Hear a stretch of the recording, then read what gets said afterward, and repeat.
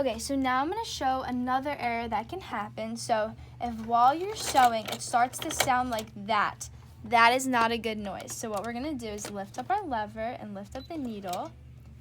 So if you hear that noise, you can see the bottom and the top all got messed up. So from looking at this, you would think, oh, the bobbin's messed up. But in reality, you didn't catch it in there when threading the machine. If it doesn't catch in there, that will cause a lot of issues with the machine. So when anything goes out of tension or gets messed up in the machine, you always want to rethread the bottom and the top. If you only rethread one, chances are you will probably get messed up again. And then if rethreading the machine does not work, we next say to change the needle.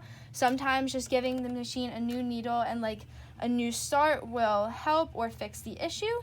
But the first thing to definitely try is rethreading both the top and the bottom. And then if your stitches look like this, they get all weird and wonky, that probably means that you threaded the bobbin wrong, but still rethread the top and bottom.